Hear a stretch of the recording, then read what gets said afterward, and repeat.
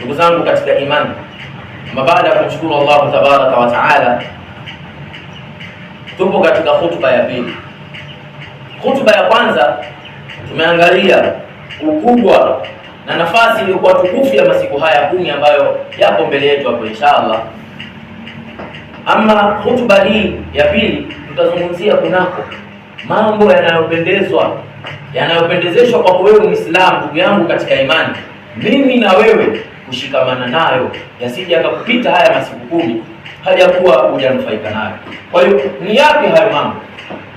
Jambo la kwanza ndugu zangu katika imani, at-taubatu sadiqa. Kwanza kabisa mimi na wewe ndugu yangu katika imani, jambo la kwanza kabisa la kufaidika nalo katika masiku haya 10 ambayo yanakuja mbele yetu hapo inshallah ni kufanya toba iliyokuwa ya kweli. Kufanya toba iliyokuwa ya kweli. Wallahi, si mimi wala si ninyi, hakuna kati yetu asiyekosea, hakuna asiyefanya dhambi. Tunatofautiana, lakini wote tunamkosea Allah tabaraka wa taala, na haya ndiyo maumbile yetu. Sisi ni wakosaji, si maneno yangu. Mtume Muhammad sallallahu alaihi wasallam katika hadithi sahihi anasema, kullu bani adam, kila mwanadamu, kila utakayemuona wewe ndugu yangu katika imani ana sifa ya kuwa ni mwanadamu, tambua kuwa khata, ni mwingi wa kukosea. Si anakosea tu, ni mwingi wa kukosea, yani maana yake anakosea sana. Mtume sallallahu alaihi wasallam akaja akabainisha, wa khairu khata'in, na wabora wa wale wenye kukosea katika hao wanadamu wanaokosea, at-tawwabuna, ni wale ambao wanarejea kwa Allah baada ya kuwa wamekosea. Hili ndilo linalohitajika kwa wewe Muislamu na kwangu mimi. Tunapomkosea Allah tabaraka wa taala ni kurudi kwake kwa haraka.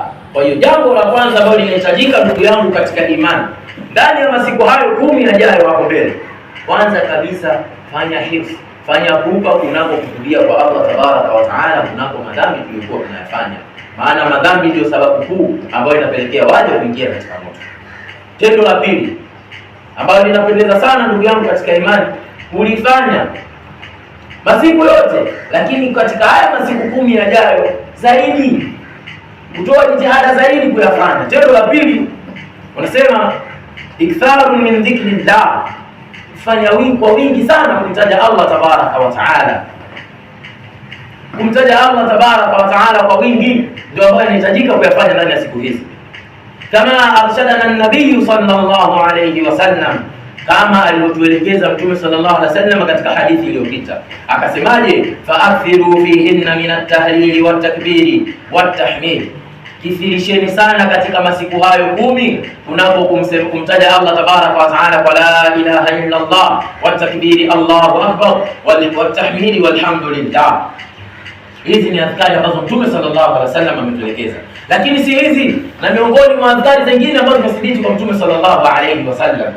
Mtume sallallahu alaihi wasallam niwape hadithi moja kunako dhikri na malipo yake yalikuwa makubwa.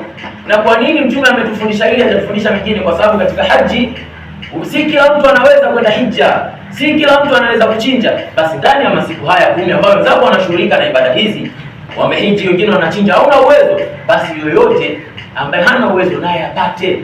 Ndio maana yake kwa dhikri. Kwa nini? Kuna siri gani?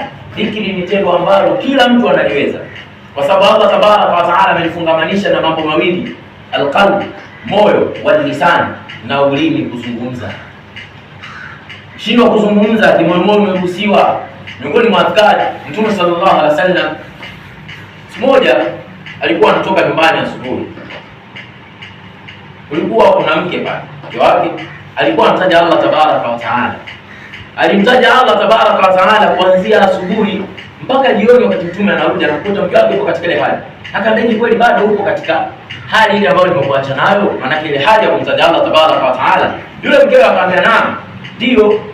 Mtume sallallahu alaihi wasallam kwa kumpendelea kheri na kupendelea kheri kwa kutufundisha sisi umma wake akasema hivi, je, nisikujulishe jambo lilokuwa bora zaidi kushinda hizi ambazo unazifanya, ambazo umefanya toka asubuhi mpaka kufika jioni? Mtume sallallahu alaihi wasallam akamwambia dhikri hii ambao Muislamu inabidi ujifunze sana. Kama hujui tafuta ujifunze, ina faida kubwa. Mtume sallallahu alaihi wasallam akamwambia hivi, mimi nimesema maneno manne baada ya wewe kuondoka. lau yangepimwa maneno hayo manne na hayo uliyosema kuanzia asubuhi mpaka jioni yangeyazidi, ni maneno gani? Mtume sallallahu alaihi wasallam akamwambia, ungesema hivi, mimi nimesema hivi, subhanallahi adada khalqihi, ametakasika Allah kwa idadi ya viumbe vyake. Yaani maana yake ninamtakasa Allah kwa idadi ya viumbe vyake. Allah ameumba viumbe vingapi? Tuje kwa sisimizi, tuje kwa wadudu wengine, tuje kwa wanyama, tuje kwetu sisi, tuje kwa michanga. Michanga ameumba nani? Allah tabaraka wa taala. Hizo punje za chakula ameziumba nani? Allah tabaraka wa taala. Leo hiyo unasema subhanallahi adada khalqihi, ametakasika Allah, yaani namtakasa Allah kwa idadi ya viumbe vyake. Ni idadi iliyoje? Na ndio maana akamwambia lau yangepimwa yangezidi au yasema subhanallahi wa bihamdihi adada khalqihi, kwa idadi ya viumbe vyake. Allah ameumba vingi, wa ridha nafsihi, na kwa ridha ya nafsi zake. Tunajua ni viumbe vingapi ambavyo Allah ameviridhia? Hatujui, ni vingi. Wa ridha nafsihi wa zinata arshihi, na kwa uzito wa arshi yake. Nani anajua uzito wa arshi ya Allah tabaraka wa taala? Wa zinata arshihi wa midada kalimatihi, na kwa ule wino ambao unaweza kuandikia maneno Allah tabaraka wa taala. Na maneno ya Allah huwa yaishi, hayana mwisho, siku zote yako. Kwa hiyo ndugu zangu katika imani, miongoni mwa matendo ya pili ni hilo, kuthirisha kumtaja Allah tabaraka wa taala. Hakuna anayeshindwa kumtaja Allah. Umekaa mwenyewe kusema subhanallah, ni muda tu, lakini ana malipo makubwa sana haya.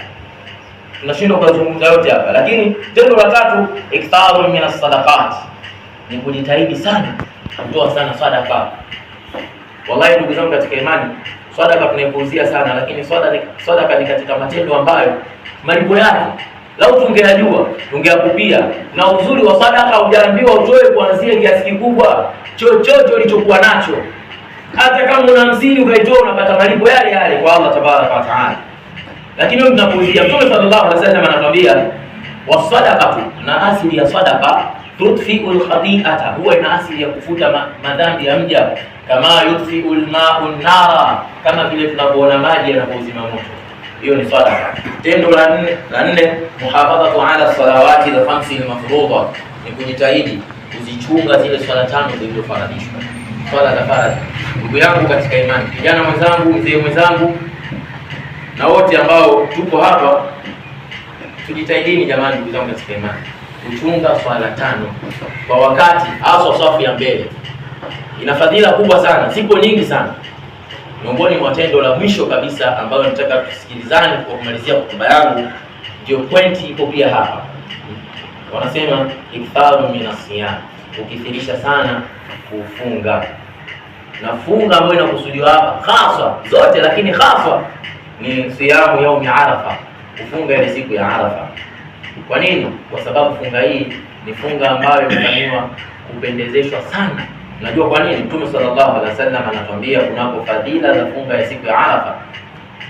Anatuambia hivi, siyamu yaumi Arafa, funga ya siku ya Arafa, ile funga ambayo mtu ataifunga siku ya Arafa, ile siku moja.